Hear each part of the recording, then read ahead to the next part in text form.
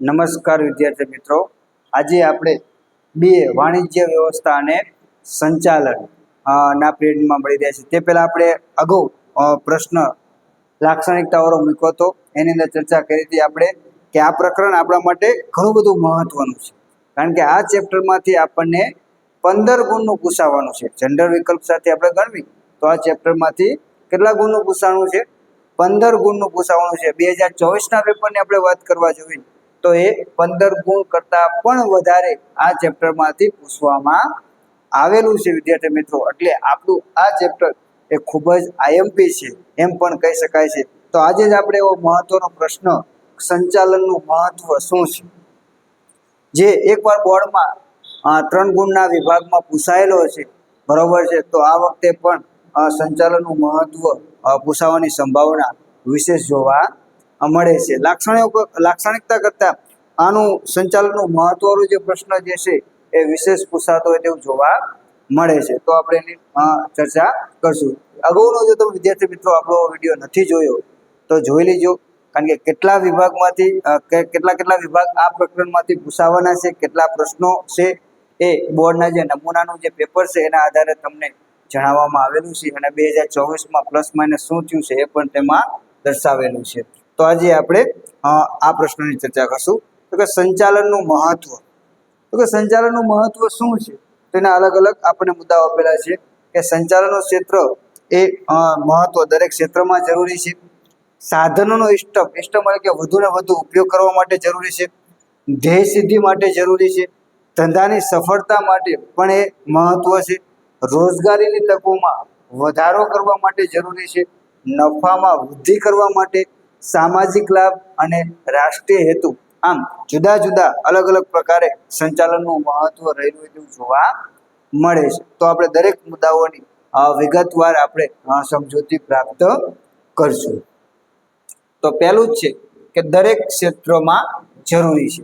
જો અહીંયા દરેક ક્ષેત્રની વાત કરેલી છે વિદ્યાર્થી મિત્રો, માત્ર ઉદ્યોગ ધંધાની વાત નથી કે ભાઈ સંચાલન ઉદ્યોગ અને ધંધામાં તો હોય જ છે, બરોબર, પણ એના સિવાય ધાર્મિક ક્ષેત્ર, સંરક્ષણ ક્ષેત્ર, સામાજિક ક્ષેત્ર, રાજકીય ક્ષેત્ર, શૈક્ષણિક ક્ષેત્ર, રમતગમત, આમ દરેક પ્રકારની પ્રવૃત્તિમાં આવશ્યક જોવા મળે છે. તો આપણે હમણાં જાણવી જ છીએ કે આપણે થોડાક દિવસ પહેલા, જેમ કે 2 દિવસ પહેલા જ આપણે T20 વર્લ્ડ કપ જીતા, તો એ રમતગમત છે, બરોબર. એમાં પણ સંચાલનની જરૂર છે. ભાઈ કોણ ક્યારે બેટિંગ કરશે, કોણ ક્યારે બોલિંગ કરશે, કોણ ક્યાં ફિલ્ડિંગ કરશે. તો આના માટે આપણે કેપ્ટનની નિમણૂક કરશે. જે કેપ્ટન જે છે એ સંચાલક છે. તો કોણ છે? સંચાલક, બરોબર. તો એ જે નિર્ણય લે છે એના આધારે આખી રમતનું પરિણામ આવતું હોય તેવું જોવા મળે છે. તો આમ શૈક્ષણિક હોય તો સ્કૂલોની અંદર તમારું પ્રોપર ટાઈમ ટેબલ છે, વ્યવસ્થા છે, પીરિયડ ક્યારે પૂરો થશે, આ બધી બાબત છે. રાજકીયની અંદર પણ સંચાલન છે, સામાજિક, સંરક્ષણ અને ધાર્મિક, એટલે ટૂંકમાં દરેક ક્ષેત્રની અંદર સંચાલન છે તેમ આપણે કહી શકાય. માત્ર ઉદ્યોગ અને ધંધાની અંદર જ સંચાલન હોય તેવું જોવા મળતું નથી. દરેક ક્ષેત્રની અંદર સંચાલન હોય તેવું જોવા મળે છે. ત્યારબાદ વિદ્યાર્થી મિત્રો આગળના મુદ્દાની ચર્ચા કરશું. સાધનોનો ઇષ્ટતમ ઉપયોગ. ઇષ્ટતમ એટલે શું? વધુમાં વધુ અથવા તો મહત્તમ,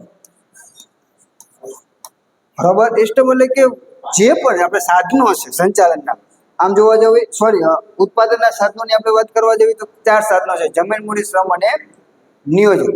આ સાધનો ઉત્પાદન કાર્ય સાથે સંકળાયેલા છે.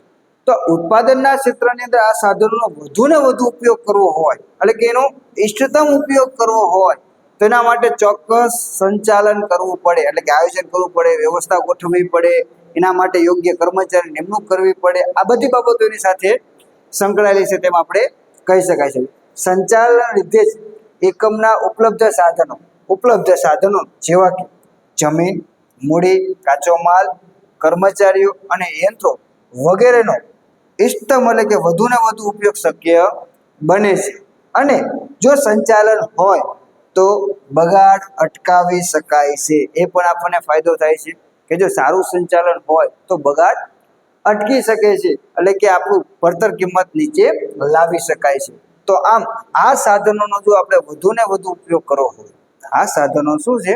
વધુ ને વધુ ઉપયોગ કરવો હોય તો એના માટે ચોક્કસ સંચાલનની આવશ્યકતા રહેલી છે વિદ્યાર્થી મિત્રો. જો ચોક્કસ સંચાલન ન હોય તો આ સાધનોના ઉપયોગ કરવામાં ઘણી બધી સમસ્યાઓ સામે આવતી હોય છે, પણ એ સાધનો વધુ ને વધુ ઉપયોગ થઈ શકે એના માટે સંચાલનની આવશ્યકતા છે તેમ આપણે કહી શકાય. ત્યારબાદ આપણે આગળ વિદ્યાર્થી મિત્રો ધ્યેય સિદ્ધિ. જો કોઈ પણ સંચાલન જે છે ને એ ધ્યેય સાથે સંકળાયેલું છે. જો જ્યાં સુધી હેતુ જ નથી ત્યાં સુધી સંચાલન ન. સંચાલન શેનું હોય? સંચાલન શેનું હોય? કોઈ તમારો હેતુ હોવો જોઈએ. દાખલા તરીકે આપણો હેતુ છે 2025 માર્ચ 2000 બોર્ડની અંદર આપણે BA ની અંદર 90+ માર્ક લાવવા છે, બરોબર? આ આપણો હેતુ છે, ગોલ છે. આ હેતુ હશે, ગોલ હશે તો એના માટે આપણે કામ કરશું, પણ આપણો હેતુ જ નથી તો તમે શું કરી શકશો, બરોબર? એટલે એના માટે પહેલા તો શું હોવો જોઈએ? આપણો ચોક્કસ હેતુ હોવો જોઈએ. હેતુ હશે તો સિદ્ધિ માટે પ્રયત્ન કરશું. હેતુ જ નથી તો સિદ્ધિ મેળવવાનો આપણે પ્રયત્ન કરશું કઈ રીતે? તો વિદ્યાર્થી મિત્રો પહેલા આપણે શું કરવાનું છે? તો કે ચોક્કસ હેતુ નક્કી કરવાનો છે, અને હેતુને સિદ્ધ કરવા માટે ચોક્કસ જે વ્યવસ્થા આપણે ગોઠવી છે એ સંચાલન છે તેમ આપણે કહી શકાય. ધંધાકીય એકમના ધ્યેયની સિદ્ધિ માટે સંચાલન અનિવાર્ય છે, એટલે કે ફરજિયાત છે, અનિવાર્ય છે. ત્યાં સુધી ધ્યેય સિદ્ધ થઈ શકવાનો નથી. સંચાલનના લીધે સાધનોનો ઇષ્ટમ એટલે કે વધુ ને વધુ ઉપયોગ શક્ય બને છે. આપણે જેમ અગાઉ વાત કરી, જો સંચાલન હશે તો એ સાધનો વધુ ને વધુ ઉપયોગ કરી શકાશે. દાખલા તરીકે તમને ઉદાહરણ, બરોબર? દાખલા તરીકે તમારી પાસે મોબાઈલ છે, બરોબર? એ મોબાઈલનો ઉપયોગ તમે કરો અને એ મોબાઈલનો ઉપયોગ તમારા પપ્પા કરે. આ બંનેમાં તફાવત છે. તમારા પપ્પા જે છે ફોનનો ઉપયોગ શું કરશે? ફોન ઉપાડવું, મૂકવું, વધીને કદાચ યુટ્યુબનો ઉપયોગ કરશે, બરાબર? વિશેષ એ વપરાશ નહીં કરે. એની જગ્યાએ એ જ મોબાઈલ તમારી પાસે આવશે, શું આપણે કેટલાય ફોલ્ડર ફેંદી નાખશું, કેટલી સિસ્ટમમાં જતા રહીશું, ક્યાંય જતા રહીશું, આપણને ખબર નહીં. તો આજે આપણે વધુ ને વધુ ઉપયોગ કરીશું, શું કહેવાય? ઇષ્ટતમ ઉપયોગ, બરોબર? વધુ ને વધુ આપણે એનો વધુ ને વધુ વપરાશ કરીશું, બરોબર છે? કે ભાઈના જેટલા ફ્યુચર છે, જેટલી સિસ્ટમો છે એ બધું જાણવાનો પ્રયત્ન કરીશું અને એને આપણે અમલમાં પણ મૂકીશું. તો એ કહેવાય વધુ. પણ એ ક્યારે શક્ય છે? તમે એમાં ઘૂસા ત્યારે, બરોબર છે?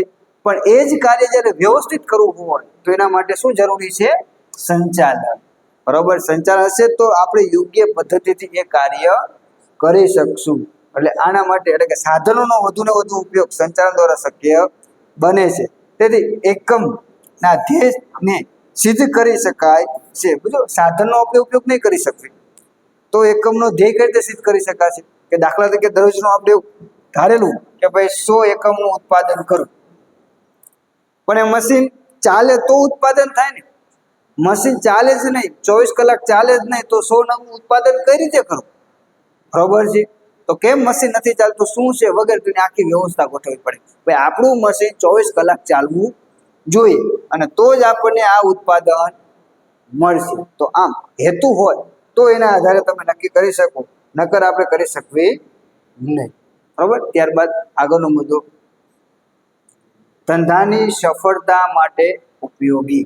તો સંચાલન એ ધંધાની સફળતા માટે ઉપયોગી છે, કારણ કે ધંધા સાથે સંકળાયેલી સીધી બાબત છે. તેમ કહે છે ધંધા કે એકમની સફળતામાં અન્ય પરિબળોની સરખામણીમાં સંચાલનનો ફાળો વિશેષ જોવા મળે છે. સંચાલન જે છે એટલે કે ધંધાની સફળતા માટે ઘણા બધા પરિબળો જવાબદાર છે, પણ એમાં વધારે જો આપણે વાત કરવા જઈએ તો સંચાલનનો ફાળો વિશેષ હોય તેવું જોવા મળે છે. કે દાખલા તરીકે હેનરી ફ્રોય છે, ફેડરિક ટેલર છે, જ્યારે કંપનીની અંદર શરૂઆત કરી એટલે કે એમને પોતે એક કંપનીના મેનેજર તરીકે એમને ભૂમિકા ભજવી છે, બરોબર? કે સંચાલનને આપણે વિજ્ઞાન સાથે જોડવી છે એનું કારણ પણ એ જ છે, બરોબર છે? તો એ જ્યારે કંપનીમાં જોડાણા ત્યારે કંપની કદાચ ખોટ અથવા તો નાદારીના આરી હતી, એટલે કે બંધ થવાના આરી હતી, અને જ્યારે મેનેજર બન્યા એટલે કે સંચાલનનો ભાગ એમના ઉપર આવ્યો ત્યારે એ કંપનીને ખોટમાંથી ક્યાં સુધી લઈ ગયા? નફો સુધી લઈ ગયા. તો એનું પરિણામ માત્ર સંચાલન છે. કે કોઈ કંપનીને ખોટમાંથી નફા સુધી લઈ જવાનું કામ જો કોઈ કર્યું હોય તો યોગ્ય સંચાલને કરેલું છે. તો આમ ધંધાની અંદર સંચાલન ખૂબ જ અનિવાર્ય છે તેમ આપણે કહી શકાય. ધંધાની સફળતા કે નિષ્ફળતાનો આધાર પણ સંચાલન ઉપર રહેલો છે. જો સારો સંચાલક હશે તો એ કંપની સફળ હશે, બરોબર છે. અને જો કદાચ એનો સંચાલક વ્યવસ્થિત નહીં હોય, એટલે કે યોગ્ય નહીં હોય, તો એ કંપની કદાચ બહુ મોટી હશે તો પણ એ નીચે આવતા વાર લાગશે નહીં. આપણે ઘણી બધી કંપનીઓ વિશે જાણવી છે, એક સમય બહુ મોટી હતી પણ આજે નથી માર્કેટમાં. કેમ? તો કે નવા પરિવર્તન સાથે એ પરિવર્તન થઈ શકે નહીં. પણ એનું કારણ શું છે? એનું સંચાલન પરિવર્તન પામી શકવું નહીં. એનો સંચાલક જે છે એ પરિવર્તન પામી શક્યું હોત તો કદાચ એની સ્થિતિ જુદી હોત. બરોબર વિદ્યાર્થી મિત્રો? તો આમ સંચાલન એ ધંધા માટે સફળતા કે નિષ્ફળતાનો સૌથી મોટો આધાર હોય તેવું જોવા મળે. શાળાઓની અંદર પણ ઘણીવાર જોવા મળે છે કે એક સમય કોઈ એવી સંસ્થા હતી કે શાળા હતી કે જે ઘણી બધી સંખ્યા ધરાવતી હતી અને કોઈ કારણસરથી આજે શાળાની સંખ્યા હાવ ઓછી થઈ ગઈ, તો એનો આધાર પણ સંચાલક પર રહેલું છે. સારો સંચાલક હશે તો એ સારી વ્યવસ્થા સુધી લઈ જઈ શકે. આમ સંચાલન એ સફળતા અને નિષ્ફળતા બંને બાબત ઉપર મહત્વની ભૂમિકા ભજવે છે. ત્યારબાદ વિદ્યાર્થી મિત્રો આપણે આગળના મુદ્દાની ચર્ચા કરશું, રોજગારીની તકોમાં વધારો. હવે સંચાલન ને રોજગારી શું લેવા દેવા? તો પહેલા તો પ્રથમ રોજગારી એટલે શું? બરોબર છે, નવી નોકરી, કામ, આ બધું છે એ રોજગાર સાથે સંકળાયેલું છે. રોજગારી અને બેરોજગારી આ બે શબ્દો છે.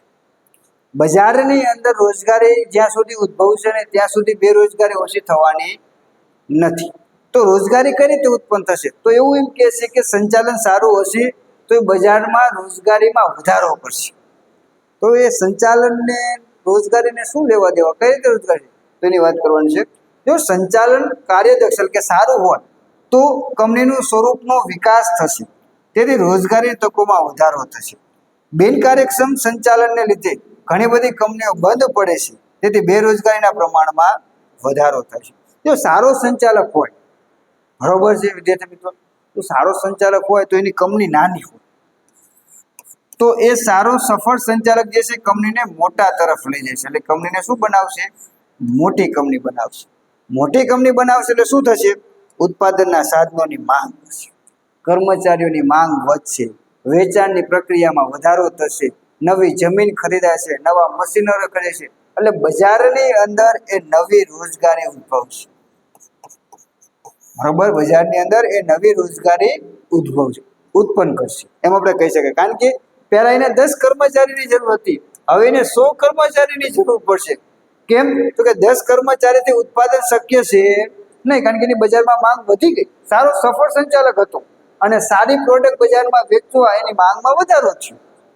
બરોબર છે, તો એની માંગ વધતા એને પહોંચી વળવા માટે એને શું કરવું પડશે? તો કંપનીનો વિસ્તાર કરવો પડશે, નવી મશીનરી લાવવી પડશે, નવા કર્મચારીઓ રાખવા પડશે, નવી ટેકનોલોજી વસાવવી પડશે અને મોટું ઉત્પાદન શરૂ કરવું પડશે. તો આના કારણે બજારમાં શું સર્જાણું? નવી રોજગારી સર્જાણી તેમ આપણે કહી શકાય. તો આમ જો સફળ સંચાલક હોય, સારો સંચાલક હોય, કાર્યદક્ષ સંચાલક હોય તો એ કંપનીનો વિસ્તાર કરશે, એટલે કે એનો વિકાસ કરશે, નાનીમાંથી મોટી બનાવશે અને પરિણામે નવા નવા લોકોને રોજગારીની તકો પૂરી પાડશે. અને એનાથી વિરુદ્ધ જો કાર્યદક્ષ સંચાલક નથી અને એની પાસે મોટી કંપનીનું સંચાલન આવી ગયું, ઓલરેડી મોટી જ કંપની છે, એનો વિકાસ કરવાની જરૂર નથી, માત્ર એને જાળવી રાખવાનું જ કામ કરવાનું છે, પણ એનામાં સફળતાનો ગુણ નહોતો, એટલે સારો સંચાલક નહોતો, કાર્યદક્ષ સંચાલક નહોતો, તો મોટી કંપનીને પણ કદાચ ઓછી નાના સુધી લાવી શકશે.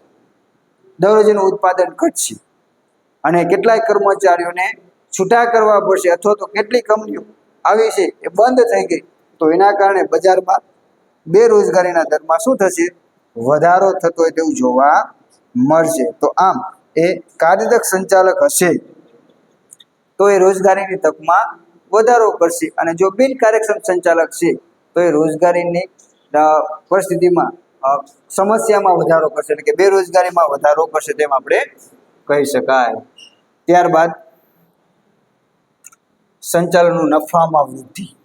બરોબર, સ્વાભાવિક વસ્તુ છે. સંચાલક શા માટે રાખવાનું છે? નફા માટે, કે ભાઈ આપણી કંપનીનો નફો વધવો જોઈએ, એના માટે તો સંચાલન છે.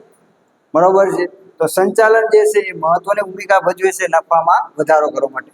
કાર્યદક્ષ અને કુશળ સંચાલક પોતાની આગવી સૂઝ અને આવડત દ્વારા ઉપલબ્ધ સાધનોનો કરકસરપૂર્વક મહત્તમ ઉપયોગ કરીને મહત્તમ નફો મેળવી શકે છે. જો સારો અને કુશળ સંચાલક હોય તો પોતાની આગવી સૂઝબૂઝ શક્તિનો ઉપયોગ કરી અને આપણી કંપનીની અંદર રહેલા જે સાધનો જે છે એનો કરકસરપૂર્વક ઉપયોગ કરશે. ખોટો બેફામ ઉપયોગ નહીં કરે, જરૂરી છે એટલો ઉપયોગ કરશે અને સાથે સાથે એ સાધનોનો મહત્તમ પણ ઉપયોગ કરશે.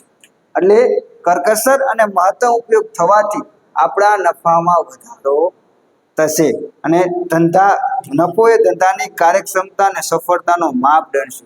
એટલે યાદ રાખજો કે નફો એ ધંધાની કાર્યક્ષમતા અને સફળતાનો માપદંડ છે. આવો પ્રશ્ન MCQ ની અંદર એક ગુણની અંદર પૂછાઈ શકે છે અથવા પૂછાયેલો પણ છે તેમ પણ કહી શકાય. તો એ ખાસ ધ્યાનમાં રહેજો ભાઈ, નફો એ ધંધાની સફળતા અથવા તો નિષ્ફળતા સાથે સંકળાયેલી બાબત છે.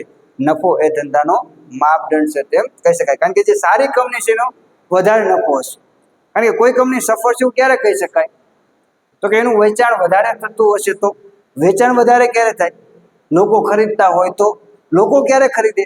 એની વસ્તુ સારી હોય તો સારી વસ્તુ છે તો વધુ વેચાણ થશે. વધુ વેચાણ થશે તો તમને વધુ નફો મળશે. વધુ નફો મળ્યો છે એનો મતલબ કે એનો સંચાલક જે છે એ યોગ્ય છે, જે નફામાં વધારો કરે છે અને નફો વધે જે કંપનીનો એ કંપની હંમેશા કાર્યદક્ષ છે એવું માનવામાં આવે છે. એટલે ઘણીવાર તમે જુઓ કે આપણે ન્યૂઝપેપરની અંદર વાંચતા હોય કે ફલાણી કંપનીને આટલા કરોડનો નફો થયો, તો આપણને વિચાર આવે કે એને નફો થયો ને આપણે શું લેવા દેવા. પણ એને આની સાથે લેવા દેવા છે કે નફો બજારમાં બતાવે છે, લોકોને કહે છે કે ભાઈ જો મેં આટલો નફો કર્યો છે એટલે એ કંપની કાર્યદક્ષ છે અથવા તો એ કંપની સફળ છે એવું બતાવવાનો એ પ્રયત્ન પણ કરે છે. અને ત્યારબાદ વિદ્યાર્થી મિત્રો આપણો આગળની સામાજિક લાભ. બરોબર, સમાજના સાધનોનો ઉપયોગ કરી સમાજમાં વસતા લોકોના લાભાર્થે પોતાની કામગીરી કરે છે. ધંધાની સફળતા સમાજની સમૃદ્ધિ અને સુખાકારીમાં વધારો કરે છે. કોઈ પણ ધંધાનો ઉદ્ભવ એ સમાજમાં જ થાય છે. બરોબર છે, તો એ સમાજ સાથે સંકળાય છે. જે સાધનો સમાજના સાધનનો જ ઉપયોગ કરે છે. દાખલા તરીકે જમીન, મૂડી, શ્રમ અને નિયોજક એ કેમાંથી પ્રાપ્ત થશે? તો એક બાજુ પેઢી છે અને એક બાજુ સાધનના માલિકો છે. સાધનના માલિકો એટલે કે આપણે બધા કુટુંબો. બરોબર, જેમની પાસે જમીન છે, જેમની પાસે મૂડી છે, આ બધી વસ્તુ. તો ધંધાદારથી વ્યક્તિ શું કરે છે? આ વસ્તુ ખરીદે છે અને એનો ઉપયોગ કરી અને એ વસ્તુ બનાવી અને વસ્તુ કોને વેચે છે? તો કે સમાજને જ વેચે છે. તો એ સમાજના માટે જ ઉપયોગ એટલે કે સમાજના સાધનનો ઉપયોગ કરી સમાજના વસતા લોકોના લાભાર્થે એ પોતાની કામગીરી કરે છે અને ધંધાની સફળતા સમાજની સમૃદ્ધિ અને સુખાકારીમાં શું કરે છે? વધારો કરતો હોય તેવું જોવા મળે છે. કે ભાઈ આપણે જે નવી વસ્તુ ઉમેરી છે, આજે આપણે આધુનિક ટેકનોલોજીનો ઉપયોગ કરી રહ્યા છે, તમે અભ્યાસ કરી રહ્યા છો, શું છે? તો એ ધંધાના કારણે થયું છે. આજે ખેતીની અંદર ટ્રેક્ટરનો ઉપયોગ કરીએ છીએ, શું છે? તો એ ધંધાના કારણે થયું છે. અને આજે આપણે એસી, બંગલા, ગાડી આ બધાનો ઉપયોગ કર્યો છે, મોબાઈલનો ઉપયોગ કર્યો છે, એ આપણી સુખાકારીમાં શું થયો? વધારો. પણ એ કોના કારણે થયું? ધંધાના કારણે થયું. બરોબર છે. તો આમ ધંધાની સફળતા જે છે એ સમાજની સમૃદ્ધિ અને સુખાકારીમાં શું કરે છે? વધારો કરે છે. ધંધાકીય એકમો અનેકવિધ વસ્તુઓ અને સેવાઓનું ઓછી પડતરે ઉત્પાદન કરે છે અને સમાજને વ્યાજબી કિંમતે પૂરી પાડે છે. પહેલા શું હતું કે વેચાણ કરી પણ વધારે નફો રાખવો, ઊંચો નફો રાખવો, એવી નીતિ હતી. હવે કેવું છે? વધુ વેચાણ, વ્યાજબી કિંમતે વેચવું, એવા પ્રકારનો ખ્યાલ સાથે આગળ વધે છે. એટલે આજની જે કંપનીઓ જે છે હરીફાઈના યુગની અંદર કે વ્યાજબી કિંમતે વધુ ને વધુ વેચાણ કઈ રીતે થઈ શકે એ નીતિ અપનાવે છે, જેનો લાભ સમાજને થાય છે. પરિણામે સમગ્ર સમાજનું કલ્યાણ થતું હોય તેવું જોવા મળે છે. તો આમ સમગ્ર સમાજને ફાયદો થાય છે તેમ કહી શકાય. અને છેલ્લો આપણો અંતિમ મુદ્દો રાષ્ટ્રીય હેતુ. બરોબર, અર્થતંત્રના આર્થિક, સામાજિક અને રાષ્ટ્રીય વિકાસ માટે વણ વપરાયેલી માનવ સંપત્તિ અને વણ વપરાયેલા ઉત્પાદનના સાધનો મહત્તમ ઉપયોગ માટે કાર્યક્ષમ સંચાલન આવશ્યક જોવા મળે છે. બરોબર, એટલે કે વણ વપરાયેલા. બરોબર છે, વણ વપરાયેલા માનવ એટલે વણ વપરાયેલા શું? કે જે ઉત્પાદન કાર્ય સાથે સંકળાયેલા નથી અથવા તો બેસી રહેશે. તો એવા માણસો પણ હોય કે કામ ન કરતા હોય, બરોબર, બેઠા બેઠા ખાતા જ હોય, એવા માણસો પણ હોય છે. અને વણ વપરાયેલા ઉત્પાદનના સાધનો, જમીન, મૂડી, શ્રમ આ બધા પણ છે. માત્ર માનવી એક છે નહીં. તો આ સાધનોનો ઉપયોગ એટલે કે જે વણ વપરાયેલા છે, એ કર્મચારી હોય તો ભલે, એ આપણી જમીન હોય તો ભલે, એ યંત્ર હોય તો પણ ભલે, જે વણ વપરાયેલા પડ્યા છે એનો ઉપયોગ થાય એવા પ્રકારની જો વ્યવસ્થા થાય તો શું થાય? રાષ્ટ્રને ફાયદો થાય. કારણ કે વણ વપરાયેલા સાધનોનું ઉત્પાદનમાં કામે લાગશે, એમની આવકમાં વધારો થશે, એની સંપત્તિમાં વધારો થશે, અને છેલ્લે ફાયદો કોને થશે? તો કે સમાજને થશે, રાષ્ટ્રને પણ થશે. તો આમ વણ વપરાયેલા સાધનોનો ઉપયોગ ક્યારે થઈ શકે? તો કે કાર્યક્ષમ સંચાલન હોય તો જ એ થઈ શકે, નકર થઈ શકે નહીં. તો વિદ્યાર્થી મિત્રો, આજના પિરિયડની અંદર આપણે આટલું જોયું. ત્યારબાદ આપણે નવા પ્રશ્નો સાથે નવા લેક્ચરની અંદર આપણે મળતા રહીશું, જેથી કરી તમને આવા અવનવા પ્રશ્નો મળતા રહે. તો આજે બસ આટલું જ. આભાર.